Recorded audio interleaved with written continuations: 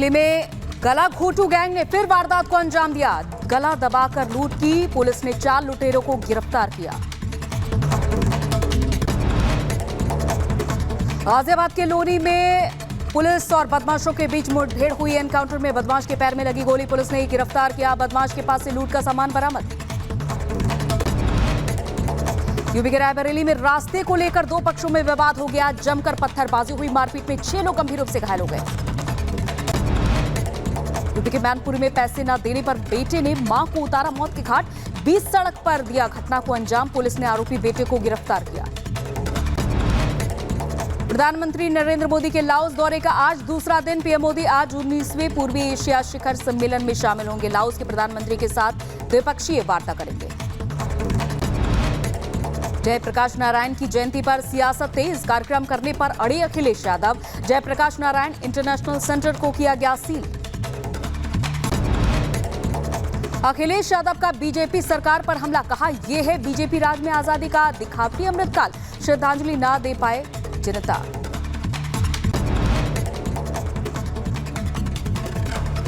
और जयप्रकाश नारायण की जयंती पर गरमाई सियासत। अखिलेश यादव के घर के बाहर पुलिस फोर्स तैनात। सपा अध्यक्ष ने जेपी की प्रतिमा पर माल्यार्पण करने का ऐलान किया। एलडीए ने जारी किया पत्र। अखिलेश के जेपी एनआईसी में जाने को लेकर जारी की गाइडलाइंस। लिखा वहां चल रहा है निर्माण कार्य। अखिलेश यादव का वहां जाना सुरक्षित नहीं। हरिद्वार की महाअष्टमी की धूम। चंडी देवी मंदिर में उमड़ी भक्तों की भीड़। आरती कर भक्तों ने लिया माता का आशीर्वाद।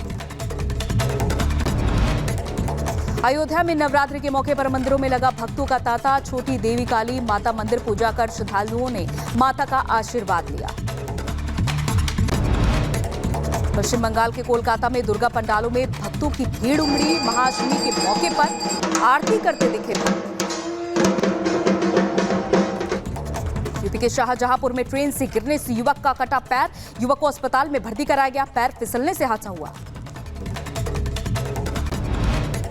मुंबई में भारी बारिश के बाद कई इलाकों में भरा पानी। सड़कें बनी दरिया। पानी में डूबे दिखे लोग। आम जनजीवन अस्त व्यस्त। मुंबई में आंधी तूफान के साथ तेज बारिश। पानी में डूबी सड़कें। आईएमडी ने जारी किया येलो अलर्ट।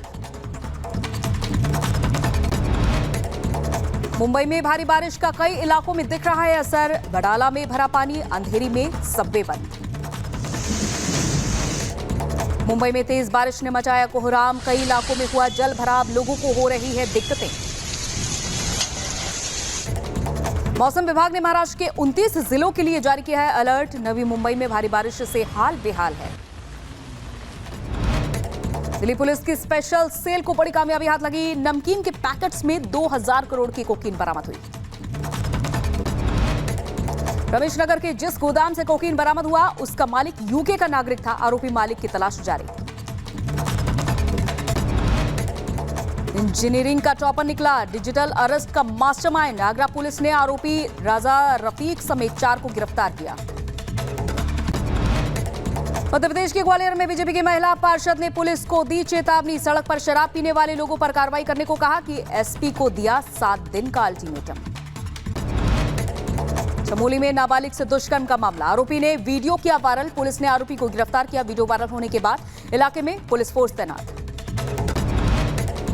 उत्तराखंड के चमोली में नाबालिग से रेप मामले में फूटा लोगों का गुस्सा। घटना के खिलाफ स्थानीय लोगों ने प्रदर्शन किया। देवभूमि संघर्ष समिति ने बाहरी राज्यों से आए मुस्लिमों का आर्थिक बहिष्कार शुरू किया। संजौली शहर में लगाए सनातन सब्जी वाला के बोर्ड। मथुरा के नौझील मंदिर मामले में हिंदू संगठनों का बड़ा गुस्सा। अभियान से जुड़े दिनेश शर्मा खून से लिखेंगे सीएम योगी को पत्र। मसूरी के बाद देहरादून में हुआ थूक जिहाद। रेस्टोरेंट में थूक कर बनाई गई रुमाली रोटी। कारीगर का वीडियो वायरल हुआ। मसूरी में थूक कर चाय बनाने वाले 2 आरोपी भी गिरफ्तार। आरोपियों का नाम मोहम्मद नौशाद और हसन। मध्य प्रदेश के उज्जैन में गरबा पंडाल में घुसते पकड़ा गया मुस्लिम युवक। पुलिस ने गिरफ्तार किया। युवक के फोन से मिले आपत्तिजनक वीडियो। मध्य प्रदेश के देवास में गरबा में पकड़ा गया मुस्लिम युवक। मोबाइल में लव जिहाद से जुड़ी सामग्री भी बरामद। पुलिस को दी गई मामले की सूचना।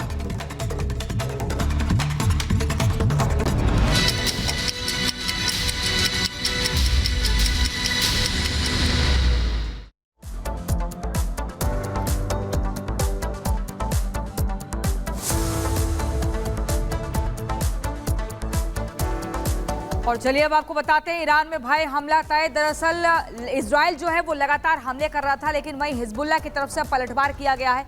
190 मिसाइलें लगातार दागी गई हैं। ये बड़ी खबर आपको बता रहे हैं। हिजबुल्लाह ने इजराइल शहरों पर रॉकेट दागे हैं। दरअसल रॉकेट की जानकारी मिल रही है। हिजबुल्लाह ने 190 रॉकेट दागे हैं। आईडीएफ ये बड़ी जानकारी दे रहा है। ये बड़ी खबर आपको बता रहे हैं। और देखिए जो पलटवार है वो दोनों ही तरफ से हो रहा है। इजराइल भी हमले कर रहा है, हिजबुल्लाह भी कर रहा है, ईरान की तरफ से भी हो रहा है। इजराइल हमलों पर हिजबुल्लाह का ये बड़ा पलटवार। लगातार आईडीएफ की जो फोर्सेज है वो हिजबुल्लाह का खात्मा करने में जुटी हुई थी, लेकिन यहां पर हिजबुल्लाह ने पलटवार किया है और 190 रॉकेट दागे हैं। 190 रॉकेट दागे हैं, ये बड़ी जानकारी मिल रही है। इजराइल हमलों पर हिजबुल्लाह का ये पलटवार। हिजबुल्लाह ने इजराइल शहरों पर रॉकेट दागे हैं, शहरों को निशाना बनाया है।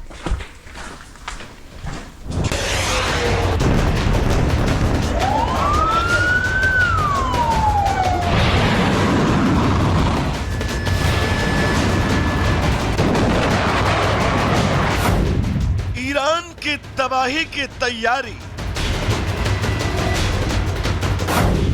तेहरान पर कभी भी हो सकती है बमबारी।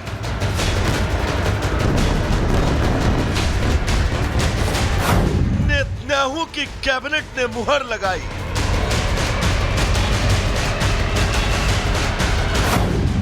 मिडिल ईस्ट में अब होगी भयानक लड़ाई।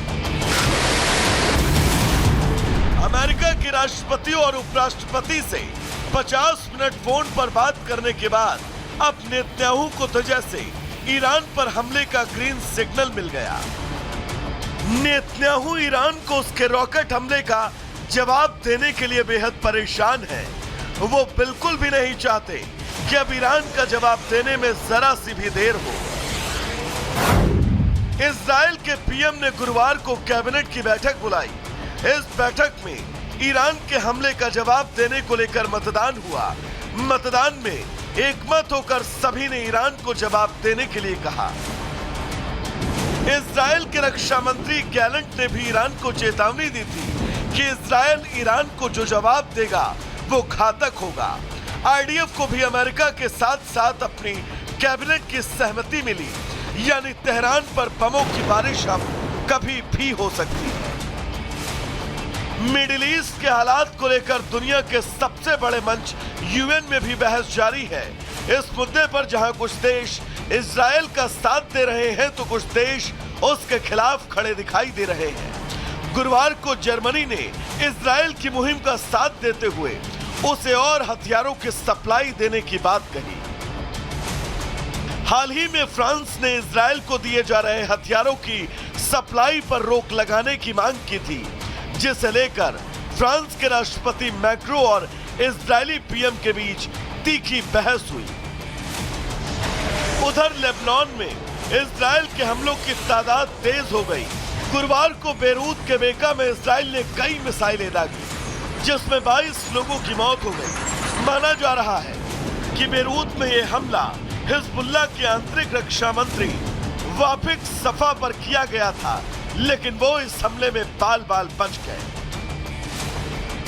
इजराइल ने अपने ऊपर हुए हमले का बदला लेने के लिए अब तक गाजा और बेरूत को बंजर बना दिया है और अब वो तेहरान पर बमों की बारिश करना चाहता है।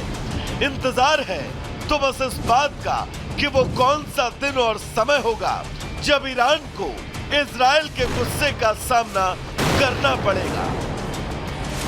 Bureau report, Republic Bharat.